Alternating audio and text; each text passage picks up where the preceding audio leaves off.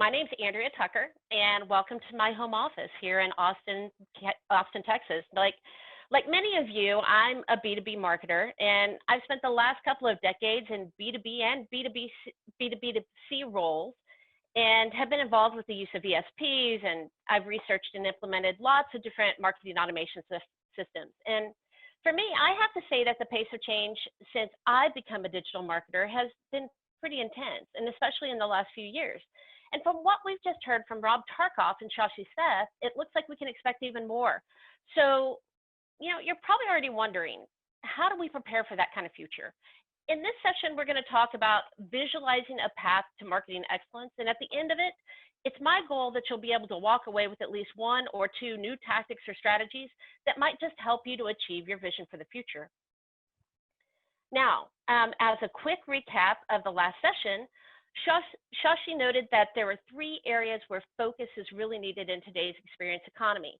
We really want to keep our customers engaged, and we want to make every customer interaction matter. We also want to create real-time personalized experiences using the most relevant data. And as marketers, it's really important for us to be able to embrace experimentation, and that means to stay relevant and competitive, we have to be open to new innovations. And that all sounds great, but this is really sophisticated marketing. And bringing that all together is a lot easier said than done. So at Oracle, what we've been doing is we've been listening to a lot of our marketers to learn kind of where they are in this process. And we created a framework that outlines 4 stages of maturity based on where we see that marketing teams often start, how they grow their programs, and then drive customer advocacy. And in a minute, we'll take a look at those. But before we get started, we wanted to take a quick poll. What we'd like to know today is what's standing in your way of doing your best marketing? Is it lack of relevant data? Maybe you're having trouble connecting data, or you don't have enough data. Is it a marketing skills gap? Maybe you have new team members or new kinds of things that you have to upskill on. Is it limited resources and budget? I mean, personally, I've never been on a team where that wasn't the case. And technology limitations. Maybe your marketing tech just doesn't do what you want it to do. So let's take a look at those results. Limited budgets and resources, yeah, just like we always expect. And, it looks like lack of relevant data is a big deal as well. We're going to be talking about these kinds of challenges today, so let's go ahead and move on to discuss our 4 stages. Now, it starts with broadcast marketing, and from there, we see marketers move into responsive marketing. The next step is relationship marketing. And the end goal for where you likely want to be in this current environment is what we like to call life cycle engagement. Now, before we get too far into this, I just really wanted to stress that this is not a one-size-fits-all. There's so many different strategies and tactics out there for marketers that you can use at any of these different stages. And what works well for one use case may not work as well for another. And you may find that you're actually working across the different maturity stages at the same time due to the needs of your org. Now, we don't have time to go very in-depth, but we'll take a few minutes to discuss some of the capabilities, the benefits, and the challenges that you might find in each of these different stages. So let's talk about broadcast marketing. The first step is just to automate your marketing processes. So several years ago, when I first moved into marketing from product management, I was working with a really small marketing team. And getting a marketing automation platform was absolutely our #1 part of our agenda so that we could get rid of those manual processes that we had associated with using an ESP. Now, it's an important progression as marketing automation is the heart of your marketing engine. And typically in this stage, the capabilities really include things like single channel marketing automation with email. You'll do batch and blast or broadcast messages because it's an efficient way to get the word out. And you likely have a CRM integration. Now, if you really want to see better alignment with sales, you'll do a 2-way integration that allows for insights for your internal teams to be shared between those different systems. And with the same company, when we implemented our first marketing automation system, one of the account managers was actually so excited, she came up and hugged me because she found out that she could see what had been sent to her accounts. in the CRM system, and even if they opened it. And so what happened is it gave her better interactions with her customers, and she didn't have to ask if they got a communication. She could instead ask, yeah, what do you think of that? So I've worked on marketing automation platforms, both with that kind of two-way integration and without it. And I have to say that if you're really wanting to achieve marketing and sales alignment, it's a lot easier to do it if you have that. So automating marketing, we know, helps reduce cost, and it gets everybody on the same page. But in the experience economy, much more is expected, because if you're just increasing volume, but you're not improving relevancy, it can have some negative returns, and you'll want to move out of this stage. And one of the biggest reasons is spam complaints, which can really cause your company to be blacklisted. And imagine our surprise when we went and implemented our marketing automation system, that we found out that we had been blacklisted. And it's a pretty tricky thing to rebuild that reputation. There's really nothing fun about it. And believe me, we went through that, we learned some best practices, and then we quickly moved on to responsive marketing. Now, in responsive marketing, we do more than just broadcast our messages. We start listening to our customers and reacting and responding across different channels. At the next company I went to, we had a 98% customer retention rate and excellent attendance at our yearly conference. We really knew our customers. And the primary way of communicating with them was email. But then we began to really put more focus on our web and our social presence.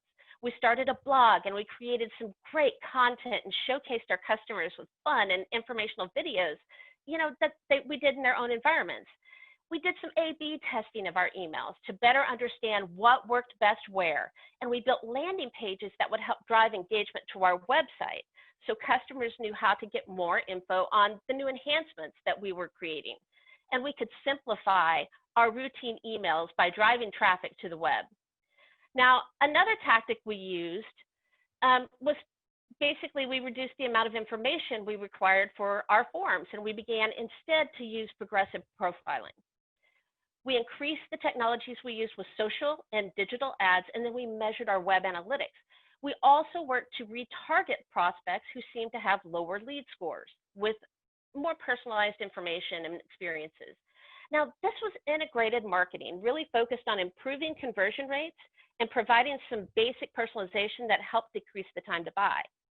One of the other things I really loved about this company is the head of marketing insisted on having an always-on nurture campaign for new prospects, and it worked well.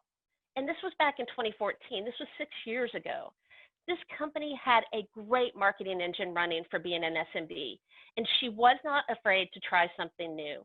And because of it, they've grown quite a bit. Now, at Oracle, we found that responsive marketing happens to be really the current maturity of most marketers out there today. In this stage, as more data begins to get connected through these different integrations that we have, you'll likely require some work on data hygiene between those systems. You're going to need to make sure that the data is moving like it's supposed to and that it's clean. But when you begin to connect this data across those channels and you leverage it, you'll see really great benefits like this company did. But you'll also want to become really adept at it, because as we begin to use a lot more channels, staying consistent across those channels becomes more challenging. And we know that inconsistent messaging across channels really causes disruption in the experience, and that can decrease our engagement. And that's what encourages us to move on to stage 3. Now, before we do that, as a preview to this next stage, I wanted to take a minute to see how one of our customers has taken their marketing program to a more advanced level. All right, so BMC is one of our marquee finalists who have showcased some really impressive capabilities in relationship marketing. And those listed here are just a few of those. And in case you haven't heard of the marquees, the Marquee Awards recognize our customers and partners' contributions to really delivering legendary customer experiences. And BMC is doing that. So BMC has a really deep experience in IT management, and they've earned recognition as an IT SM Gartner MQ leader for 6 years running now.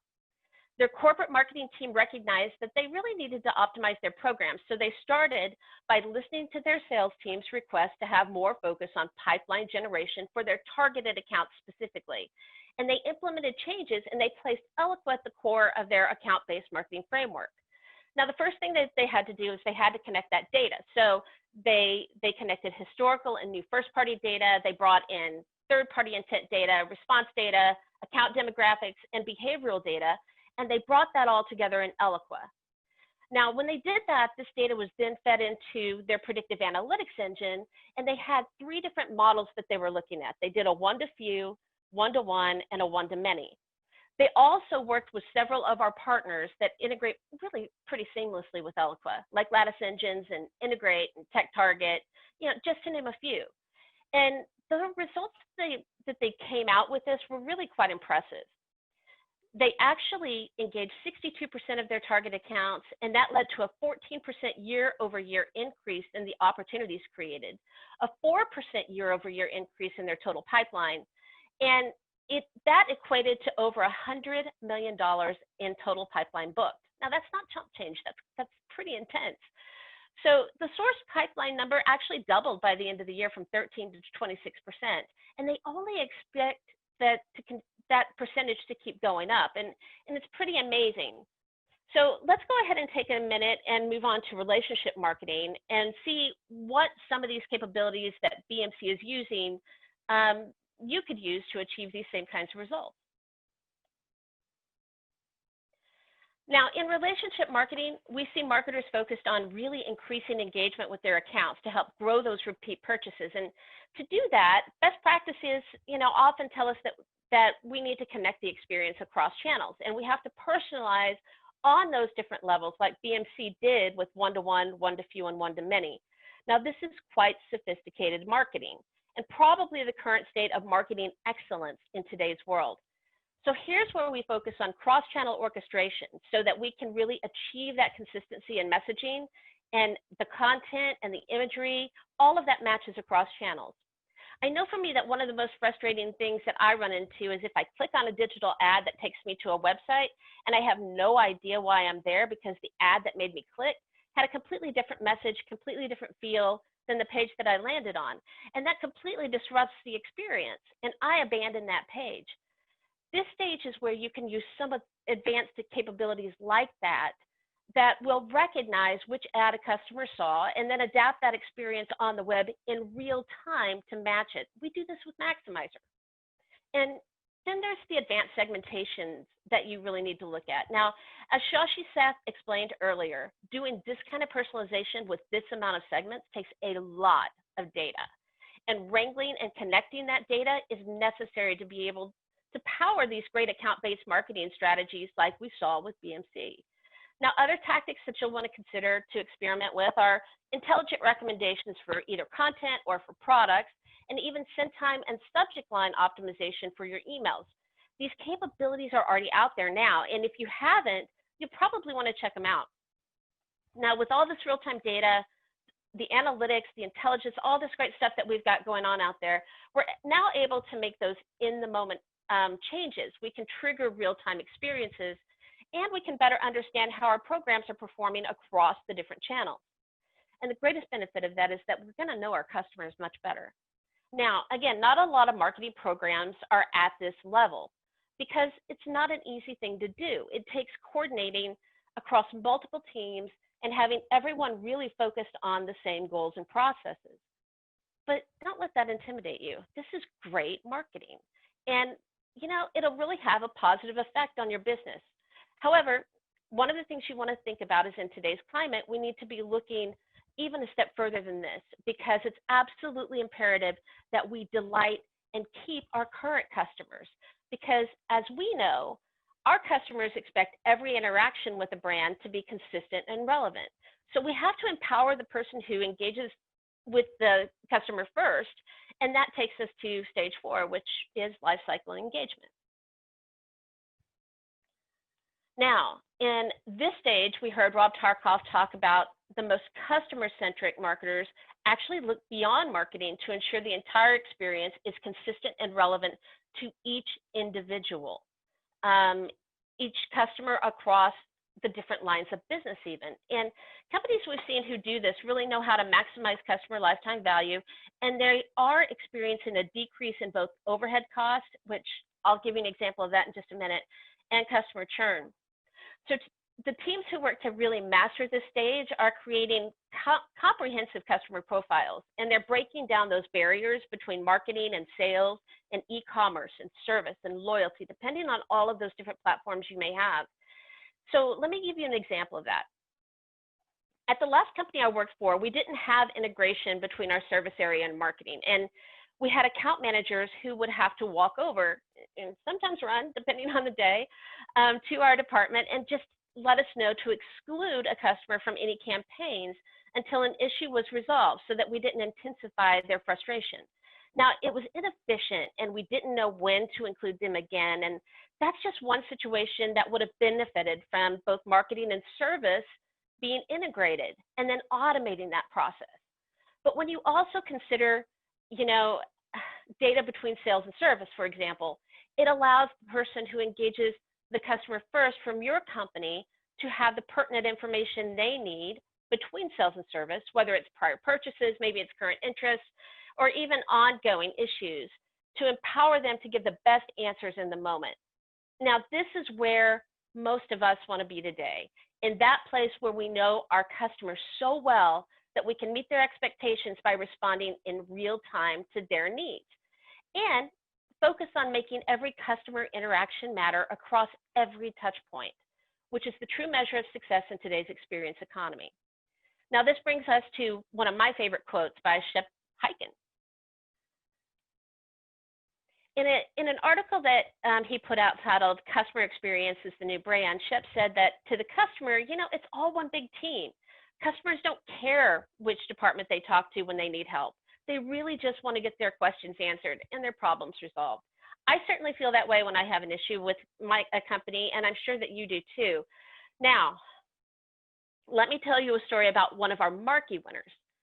Aeon is a global org that provides a really broad range of risk, retirement, and health solutions in over about 120 countries. And they have been consistently working to improve their experiences by connecting their data and processes across marketing, sales, and service so that they can get a better view of their customers. And when they started, they had 6 different CRM instances, 6 different marketing instances, and 30 separate scoring models. They had multiple marketing teams across different countries taking very different and drastic approaches. And as you can probably guess, data consolidation was an imperative, and it was a problem. So they began this really huge task of migrating all of their marketing systems into one efficient instance of Eloqua and one CRM instance of CX Sales with Service. So they didn't stop there. To increase that lead quality and the timeliness to sales, they also wanted to make sure that their integration partner helped them get all their scoring and straight-to-go urgent leads into the CRM so they would flow directly in easily, automating what had been really a very manual process when they had had so many different systems before. They enriched their Eloqua contacts with opportunity data so that they had an easier way to understand revenue attribution, and they used Oracle Analytics Cloud to actually expand beyond the baseline KPIs and measure response data across that entire customer journey. Their efforts had reaped some really impressive benefits. As of now, they have gained a lot of visibility into their current and across departments globally, and they have deeper customer insights. They implemented a centralized account creation process and made Oracle the source of all truth for all accounts. But here's the kicker. They decreased their cost by 50% by doing this, by leveraging Oracle CX and autonomous database solutions. Now, they're a great example of how connecting data and implementing processes to create those better experiences for their customers externally also can really benefit their teams internally. And they're achieving really excellent results. So if you want to hear more about their story, last week, they just participated in Oracle's Customer Spotlight webinar.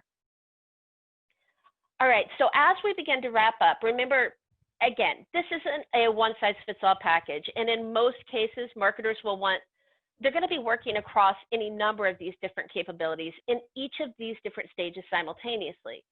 And this path to B2B marketing excellence, it's just a simple framework for helping assess your current marketing capabilities so that you can understand where you may want to expand or even be more competitive. And with that, we have another poll. So where do you think your marketing program falls in maturity? Is it broadcast marketing where you're just kind of automating marketing and getting it going? Is it responsive marketing where you're starting to react and respond on more than one channel? Is it relationship marketing where you're deepening your insights into your accounts and doing those real-time interactions? Or maybe it's lifecycle engagement where you're connecting that whole customer experience across the journey. Or maybe you don't know. Let's take a look and see what the results are. Responsive marketing. Wow, it's exactly kind of where we feel most marketers are too. So I love the fact that we see some of you guys doing some good stuff in relationship marketing and lifecycle engagement, which is hands down the bomb for what's coming up in this new brave world that we're working in. I see a couple of you said that you're not really sure. And you know what? That's absolutely okay. If you'd like to get a more precise view of where you stand in all these different stages, we can certainly schedule a time for your organization to go through it. And we can figure out where you are now and where you may want to focus on the future. Or maybe you just have some questions after today's session. And so reach out to us using the email address here. Thank you so much for your time today. And we hope this session's been really helpful for you. So, for the next part of the summit, I'm really happy to introduce you to Lisa Joy Rosner, who will be leading our customer spotlight today. Now, Lisa Joy is Oracle's Senior VP of Brand and Digital, and she spent many years marketing to CMOs, and she's quite passionate about data and analytics. She is an inspiring leader to us, and she loves hearing and sharing great stories. So I'm really looking forward to this next session. Lisa Joy, over to you. Hello, thank you so much. I'm so excited to be here and I really appreciate you having me. We are in for an incredible treat. As you said, I love talking with customers. I love hearing their stories. And we have Rasa Shanks here today. Welcome, Rasa. Hi there, thank you for having me. So Rasa is the Chief Marketing Officer of Dow Jones. Rasa, do you want to quickly introduce yourself? Tell us a little about you. Yeah, so as Lisa says, I'm the Chief Marketing Officer at Dow Jones. I joined about 4 years ago. We're a news and data company. We have both a B2C and a B2B side, and I look after the B2B side of the business. Well, fantastic. We wanted to just continue the momentum of interacting with our audience. So we have another poll. I'll wait for that to pull up. So we're really curious. All of us as marketers have a bunch of challenges right now, and we're just curious, what is top of mind? What are your biggest challenges right now? Are you focused on generating quality traffic? Are you more challenged with content? Is it tools and technology, with data and analytics? All of these are, of course, incredibly important. Or is it around resources? If you have to look across all of these, what is the biggest challenge for you and the audience today? And Rasa, you could fill the poll in too. I think I might as well. All right, I'll be curious to see what the audience has to say. Okay, interesting. Delivering quality content. That's number one, but data and analytics and generating traffic. I was expecting to see generating traffic as number one because so much is happening online where we're all fighting for eyeballs. What were you expecting, Rasa? I think I'm surprised as well. Certainly one of our challenges is just the number of tools and technologies that we've brought on in the last year or so and grappling with that, because obviously with tools you need resources to go along with it. But I mean, they're all challenges, right? We all share the same problems. Well, let's dig into some of those. So you mentioned that Dow Jones has both B2B and B2C. And I know that you started in B2C and now you've moved over to B2B. So I'm curious, from your perspective, what's the difference and what's different for you in this new role in B2B? So I think there's similarities and there are differences. I think at its core, marketing is always the same thing, right? And it's about understanding people. Whether you're talking to a dad or a mom who's shopping at a supermarket on the B2C side, or you're talking to a whole buying center, you're still talking to people. And people have different, motivators, etc. And marketing's really about trying to drive behavioral change and influencing decisions, right? So I think at its core, it's very similar. But of course, there are distinctions. And I think, for a B2B decision, it's much more complex than buying, which toothpaste, on a supermarket shelf, right? There's not that many decisions that need to go into that. So it is a complex decision. And I think therefore it's almost, B2B marketing is more of an intellectual challenge in a way, because you're trying to, convince people still with stories. I think stories is still a core part of marketing. But for me, it's a more complex decision. Therefore, there's more layers to it, and therefore, content plays a huge role in that as well, obviously. Well, and from a technology standpoint, I mean, I feel like we're in a golden age of marketing for B2B marketers.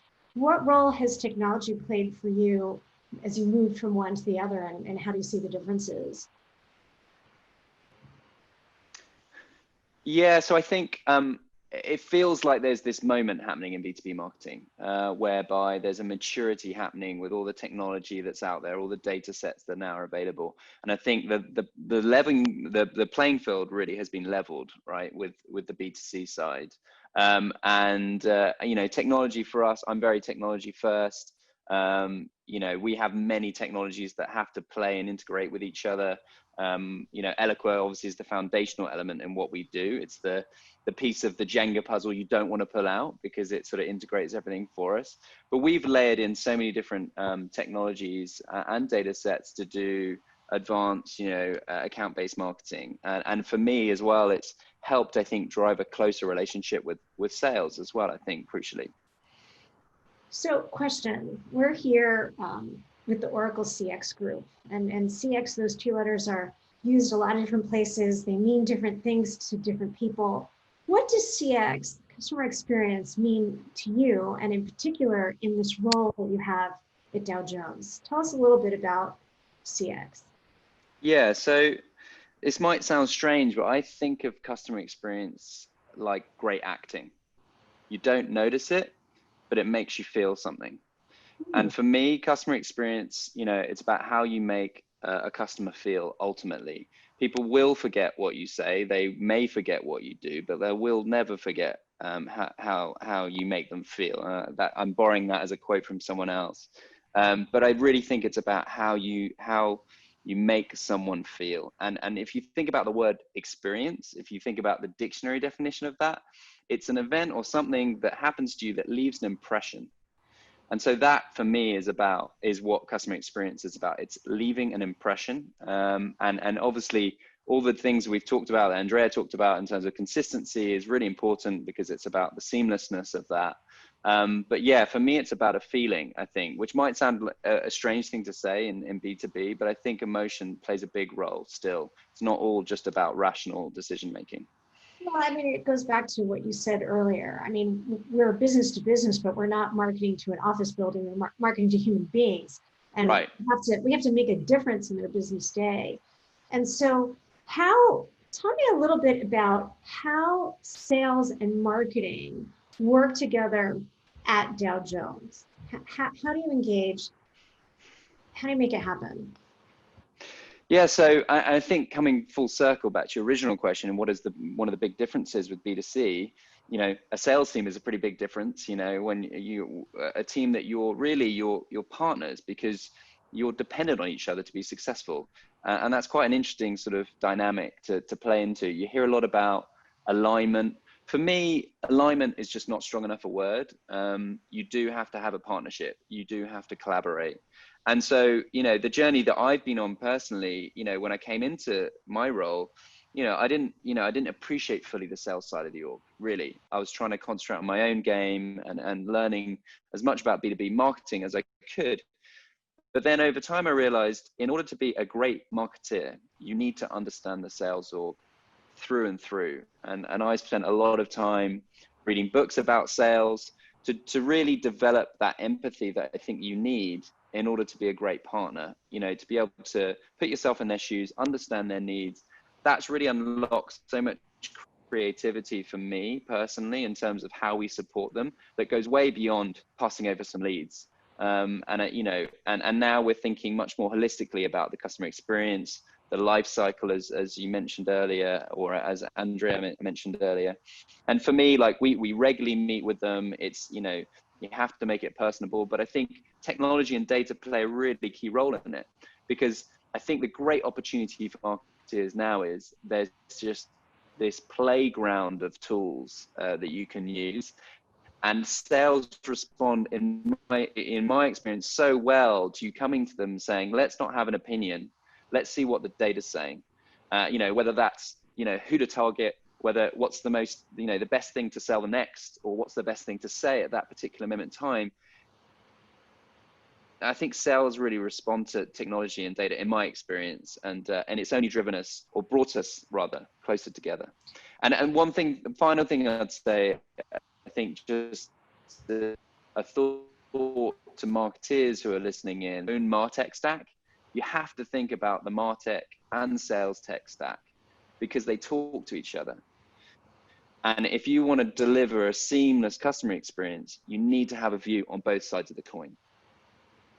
I agree. And so I'm just curious, do you have an agreement on the customer journey?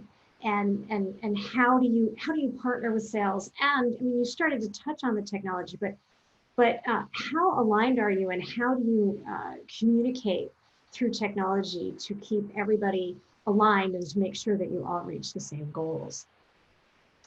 Well, I think we're living in this great moment, as you said, this golden era where the sort of the technology almost takes care of itself. It all talks seamlessly, everything integrates. You know, things just get piped through Eloqua, they get piped into Salesforce, they appear in people's, you know, inboxes, etc., and within data fields. So all that's great. I think you know, but you still need the human to human element, right? So I meet regularly with sales, and all of my team do. It's not enough for us all just to be, especially in a kind of virtual world that we're living in, right? You know, it's not enough to be slacking or just sending emails. You have to do meetings, and you have to talk to people, and you have to realign, because sometimes the technology sounds perfect, but there are imperfections. And unless you talk it through, unless you elicit those responses, you won't get the qualitative feedback that's going to make the whole system work much better. And so therefore, for me, the sort of human-human communication is just as important as the technology. And I think, you know, when it comes to agreement, as I said before, in my experience, sales responds really well to you proactively making efforts to make their lives easier, but B, talking in their language, talking about pipeline, talking about close revenue. They don't really want to hear about leads necessarily. They want to hear that you're helping them hit their quota, right? Absolutely. You're my favorite kind of CMO, because you think metrics, you know, very metrics oriented, as well as very, very customer oriented. You use this interesting term about the Jenga and all the different pieces. Tell me about the kind of stack that you're building, and how you approach building it, and what your values are for the way you approach your stack. Yeah, so we've spent a lot of time speaking to lots of different vendors, and, you know, obviously a core part of everything is, does everything talk to each other? You know, I'm not interested in this amazing piece of AI tech if it just acts in a silo. So we thought very carefully about how that really, literally, I've built it in a slide like a Jenga sort of tower, as it were. At the bottom, we have, for account-based marketing anyway, at the bottom we've used lattice engines, which really does the kind of, you know, who to target piece. And that's as much as useful to us as it is to sales, right? So that's the foundational element to everything we do. We use Bombora intent data to then prioritize who to go after at any given point, at any given time, because obviously timing is everything as well with marketing and sales. Then on the MarTech side, from a you know, ABM perspective, we've used Demandbase. We use a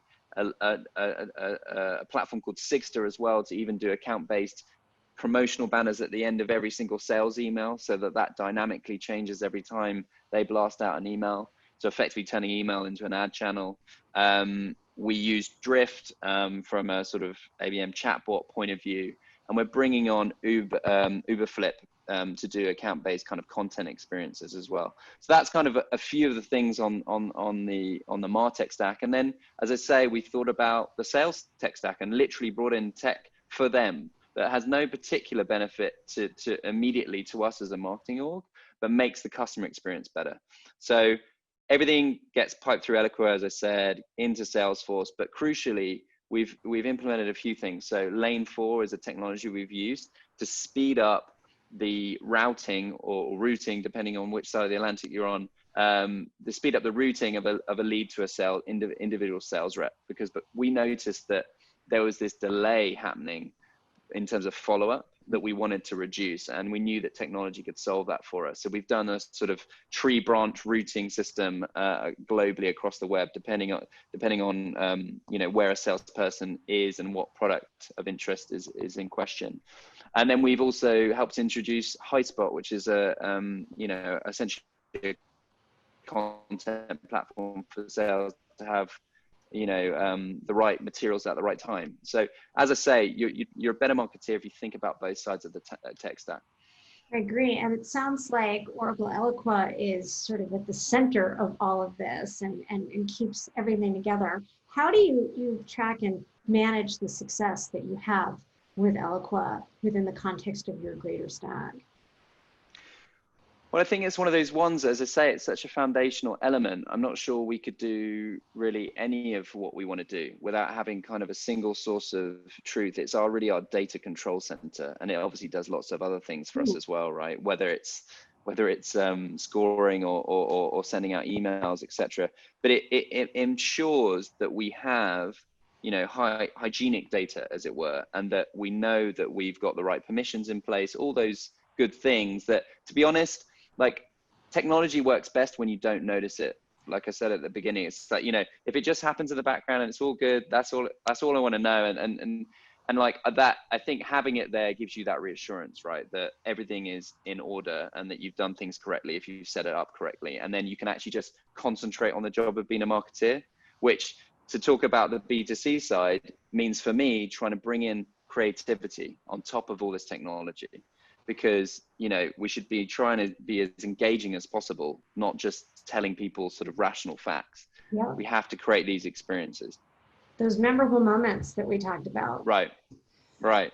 So one last quick question, and we have all kinds of marketeers on the line. It's a big open-ended question. What advice do you have for our audience? That is a big question, but I think the answer is not just specific to marketeers, you know, although it's particularly relevant to marketeers. I've found, in my experience, that the one thing that is always done me well is just being curious and always seeking to learn more. And every time I pick up a book or do a conference or, you know, speak to a peer, right, we invite CMOs in to our team weekly to have firesides just to learn from other people, to get macro perspectives. You know, learning is the core to succeeding in life, I think. Plus, be energetic, always bring energy to your role, be nice, build relationships, because it isn't about who you know, it's who cares about you, right? And I think you and I have both had experiences where we've had previous bosses bring us back into new experiences, new jobs, new opportunities. And I think if you, back to what I said at the beginning in a way about customer experience, if you can make people feel something, if you can leave an impression, that's the best thing you can do in your career, because it will come back and that karma will, that career karma will come back and stand you in good stead. Well, that's interesting. And I have a similar philosophy. I originally wanted to be a college professor, and my approach to marketing is that you should always be educating. You should always be adding some kind of value to the person's business day. And that curiosity, I think, is really important. It really drives all of us to excellence. So I think we have one more poll for the audience to wrap things up. And this is, how effective do your marketing and sales teams collaborate on a scale of 1 to 5? This is always an interesting one. I view sales and marketing as a yin-yang. I don't see us as two separate organizations. I don't even count that ampersand. It's just sales and marketing. We're one big team. So 5 is very effective. 1 is not effective. I think, Rasa, we should fill this out as well. They're our most important partner. I'll be curious to see what they say. Okay, so we're kind of effective. It sounds like we need some group therapy.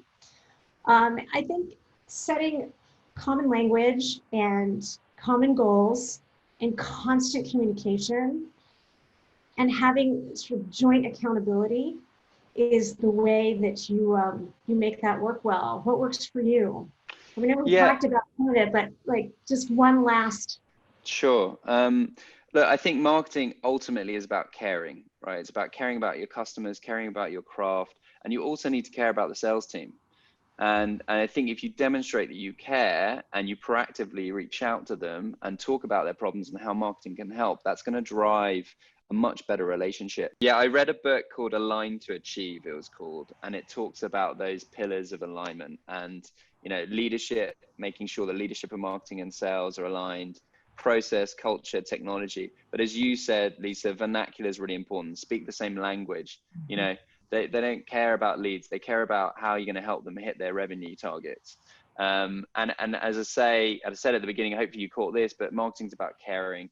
And if you care enough and you feel empathetic enough, then that's going to resonate with them. I personally read a ton of books, and I think, you know, whenever I talk about that with them, they appreciate it. You know, that's a demonstration and act of caring. So I think that's excellent. We have a bunch of questions that have come in. The first one that came in is, I think, a really, really good one. What KPIs and metrics matter most to you? And there's for proving and testing whether your marketing is working. I mean, for us as marketers, metrics matter. What are your KPIs? So I have two, which might seem too simplistic, but I only look at marketing originated pipeline, marketing originated close revenue. I don't even try and talk about influenced revenue, although of course I believe that marketing is influencing a ton of revenue. They're the two from an acquisition standpoint. Increasingly though, in terms of the customer experience piece, my greatest challenge I think at the moment is how do I unify all these different data sets that are in silos. You know, I have marketing metrics, I have product usage metrics, I have sales engagement metrics, I have customer service metrics. So my thing now for this year, my challenge is to how do I unify those four different dimensions and then create a customer experience metric that really gives me a holistic view of how happy and how satisfied someone is, and then be able to act on that. So hopefully that answers the question. Yeah, it does. And I have to say we have very, very similar philosophies. At the end of the day, our job is revenue, right? Right. Like I said, sales and marketing, it's not an and, it's just one continuum. And so I think we share the same values. Well, Rosa, it was incredible to spend time with you. Thank you so much for being so generous with your time and giving us a window into your business and into the way that you run things. It sounds like you are using some really great both strategies and technologies and execution. Dow Jones is a phenomenal brand and a wonderful customer. And we really appreciate you spending time with us. Thanks for having me. You guys are great partners, so thank you very much. Okay, perfect.